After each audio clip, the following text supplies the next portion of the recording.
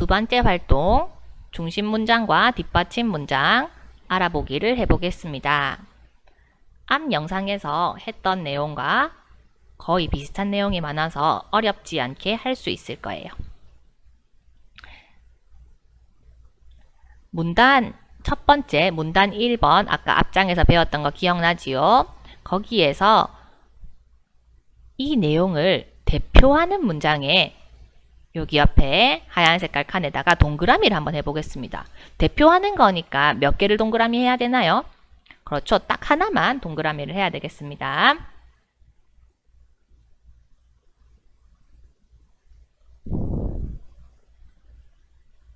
되었나요? 자, 정답을 한번 확인해 봅시다. 정답은 그렇죠. 첫 번째 선생님이 아까 했죠.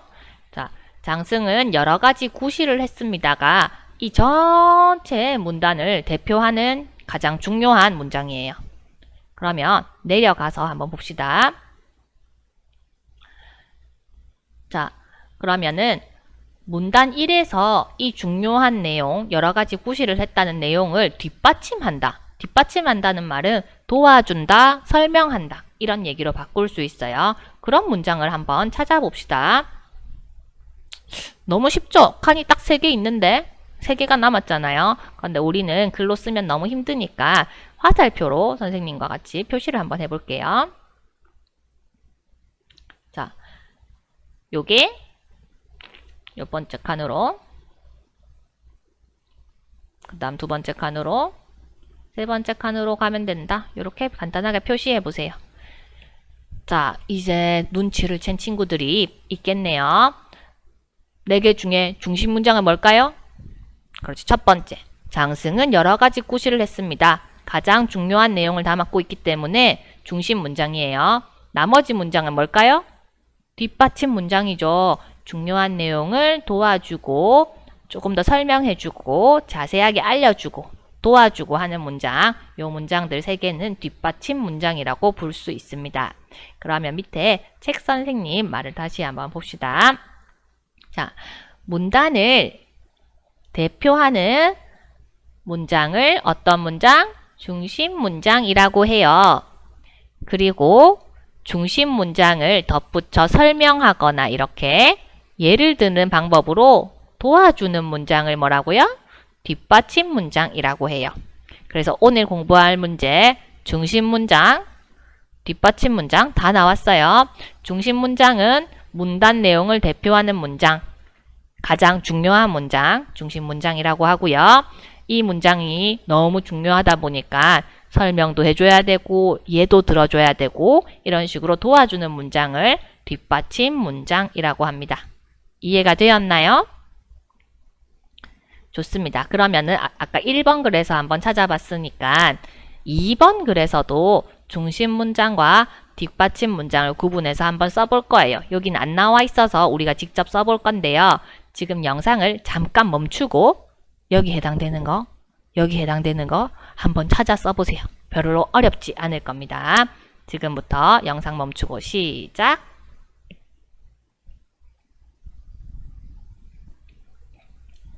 써보았나요? 그러면 선생님과 정답이 맞는지 확인해 보겠습니다. 선생님은 쓰지는 못하니까 여러분이 선생님이 읽어주는 내용을 맞게 썼는지 확인해 보세요. 자, 문단 2번의 중심 문장은 무엇입니까? 그렇죠. 가보니까 줄이 그어져 있었죠. 장승은 나무나 돌에 사람 얼굴 모습을 조각해 만들었습니다. 이게 중심 문장이에요. 이 문단을 대표하는 문장이니까. 자, 그럼 뒷받침 문장은 2개가 있었어요. 아까 여기는 3개였는데 이번에는 2개예요. 첫 번째 뒷받침 문장은 적혀 있었죠. 할아버지처럼 친근한 얼굴도 있고 도깨비처럼 무서운 얼굴도 있습니다. 자, 그럼 두 번째 뒷받침 문장은 남은 하나의 문장이겠죠. 뭘까요? 우스꽝스러운 장난꾸러기 얼굴을 한 장승도 있습니다. 다들 맞게 썼나요? 좋아요. 아마 크게 어렵지는 않았을 것 같아요. 좋습니다.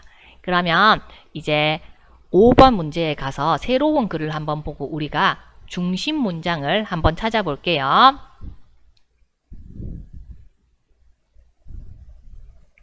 자, 선생님은 여러분이 스스로 한번 해봤으면 좋겠는데 할 수 있겠나요? 영상 잠깐 멈추고 중심 문장에 밑줄 그어보세요. 가에서 하나 찾았고 나에서 또 하나 찾아보세요. 자, 찾아보았습니까? 선생님과 한번 확인해 봅시다. 첫 번째 글 먼저 읽어볼게요. 설날에는 연날리기나 제기차기를 합니다. 정월 대보름에는 쥐불놀이를 합니다. 단오에는 씨름이나 그네뛰기를 합니다. 이처럼 우리나라에는 명절마다 하는 놀이가 있습니다. 자, 중요한 문장이 어디에 있어요? 맞아요. 여기입니다. 이처럼 우리나라에는 명절마다 하는 놀이가 있습니다. 이상하다 맞죠? 아까는 중요한 문장이 처음에 아까 여기도 제일 앞에 나와 있는 문장이었어요. 그쵸? 앞에 다시 한번 봅시다. 글을. 여기 장승은 여러 가지 구실을 했습니다. 선생님 중요한 문장 이거라고 했잖아요. 그리고 여기도 중요한 문장 이거라고 했잖아요. 중심 문장. 그쵸? 근데 이상하다 맞죠?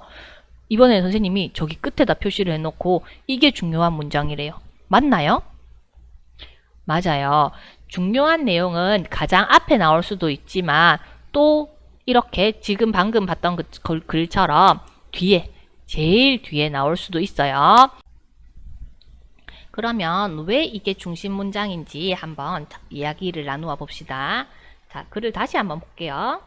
설날에는 연날리기를 해요. 그리고 제기차기를 해요. 그리고 정월 대보름에는 쥐불놀이를 해요.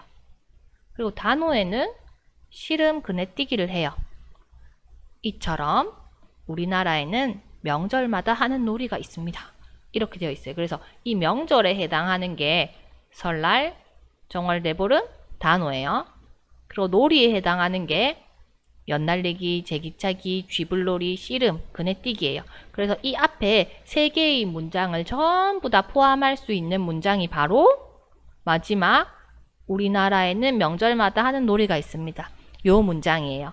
그래서 다른 문장은 다 없어도 요 문장만 있으면 우리는 우리나라에는 명절마다 어떤 놀이를 하는구나. 자세하게 보려면 요 앞에 문장을 봐야겠지만 요 마지막 문장만 있어도 괜찮아요. 그래서 가장 중요한 내용을 담고 있기 때문에 마지막 문장이 바로 중심 문장이 됩니다. 자, 두 번째 것도 같이 한번 봅시다. 불은 원시인의 삶을 크게 바꾸어 놓았습니다. 원시인들은 불을 피워 추위를 이겨냈습니다. 불을 피워 사나운 동물의 공격도 피할 수 있었습니다. 원시인들은 불로 음식을 익혀 먹기도 했습니다. 나왔어요. 중심 문장 찾았나요? 그렇죠. 중심 문장은 불은 원시인의 삶을 크게 바꾸어 놓았습니다. 그래서 뒤에 이야기는 어떻게 바꾸어 놓았는지 예시가 나와 있어요. 추위도 이겨내고 그리고 사나운 동물의 공격도 피하고 그 다음에 음식도 익혀 먹고 그래서 첫 번째 문장에 대한 예시가 하나, 둘, 셋 나와 있는 거기 때문에 가장 중요한 중심 문장은 이렇게 되고요. 나머지는 어떤 문장이에요? 뒷받침 문장이라고 할 수 있겠습니다.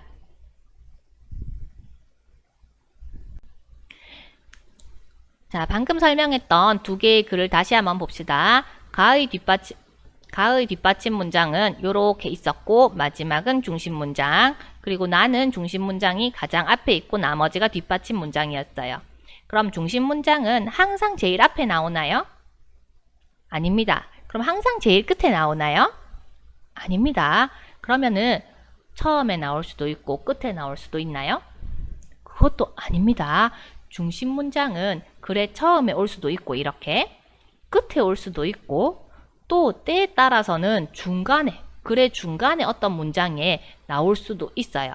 그래서 여러분이 중심 문장을 찾으라고 하면 첫 번째 문장이겠지 마지막 문장이겠지 하고 줄을 끄면 안 되고 글을 문단을 잘 읽어보고 그 중에서 가장 중요하다, 가장 대표가 된다 하는 것들을 찾아서 이렇게 줄을 그어야 되겠습니다.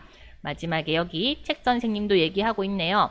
중심 문장이 늘 문단 첫머리에 문장 가장 처음 문장이 되는 것은 아니에요 하고 설명하고 있습니다. 자, 그래서 오늘은 선생님과 함께 무엇을 배워보았나요? 요 앞에서는 문단 무엇인지 한번 배워보았어요. 문장이 몇 개 모여 한 가지 생각을 나타내는 것을 문단이라고 합니다. 그리고 이 문단이 모이면 뭐가 됩니까? 그렇지, 한 편의 글이 됩니다. 그 다음 또 하나 살펴본 것은 가장 중요하다고 했던 중심 문장, 뒷받침 문장 살펴보았습니다. 문단 내용을 대표하는 문장을 중심 문장이라고 하고, 그리고 그 문장을 설명하거나 예를 드는 방법으로 해서 도와주는 문장을 뒷받침 문장이라고 해요. 그래서 문단 안에는 중심 문장도 있고 뒷받침 문장도 있습니다. 수업을 마치기 전에 오늘 수업의 처음에서 읽었던 2개의 글을 다시 가지고 왔습니다. 그러면 오늘 배웠던 내용을 넣어서 왜 첫 번째 글이 조금 더 이해하기에 좋았는지 다시 한번 설명해 보도록 하겠습니다. 자, 오늘 문단, 중심 문장, 뒷받침 문장을 배웠어요. 자, 첫 번째 글은 문단이 나누어져 있어요. 두 번째 글은 문단이 나누어져 있지 않아요. 그래서 다른 내용인데 한 문단에 넣어 놓으니까 이렇게 보기에 좋지가 않아요. 그래서 우리가 문단을 구분하는 기준 뭐라고 했습니까? 줄을 바꾸었어요. 그리고 한 칸 들여쓰기, 뒤로 밀어쓰기를 했습니다. 들여쓰기와 줄 바꿈을 보고 우리는 2개의 문단이 있구나 알 수 있어요. 그럼 첫 번째 문단에서 무슨 이야기를 하고 있는지 한번 봅시다. 내가 좋아하는 음식은 불고기입니다. 불고기는 고기에 양념을 넣어 맛있습니다. 중심 문장은 첫 번째 문장이겠고요. 두 번째 문장은 불고기에 대해서 조금 더 설명하는 문장, 뒷받침 문장이 되겠습니다. 자, 두 번째 문단을 한번 봅시다. 내가 좋아하는 동물은 진돗개입니다. 진돗개는 성격이 온순하고 머리도 영리해 좋아하게 되었습니다. 중심 문장은 무엇인가요? 그렇죠. 내가 좋아하는 동물은 진돗개입니다. 중심 문장이 되겠고요. 뒤에 진돗개는 성격이 온순하고 머리도 영리해 좋아하게 되었다는 내용은 조금 더 보충해주는 설명이니까 첫 번째 문장을 도와주는 뒷받침 문장이 되겠습니다. 두 문단 모두 가장 앞에 중심 문장이 나와 있었는데요. 중심 문장의 위치는 항상 제일 앞인가요? 아니죠. 앞에 올 수도 있고 또 반대로 제일 뒤에 올 수도 있고 또 때에 따라서는 중간에 중심 문장이 들어있을 수도 있다고 했으니까 여러분은 문단을 잘 보고 중심 문장을 잘 찾아야 된다고 했습니다. 그러면 오늘 첫 번째 시간 공부는 여기까지 할 거고요. 다음 시간에는 이제 중심 문장, 뒷받침 문장이 무엇인지 알았으니까 조금 더 긴 글을 읽으면서 중심 문장, 뒷받침 문장을 찾아보도록 하겠습니다.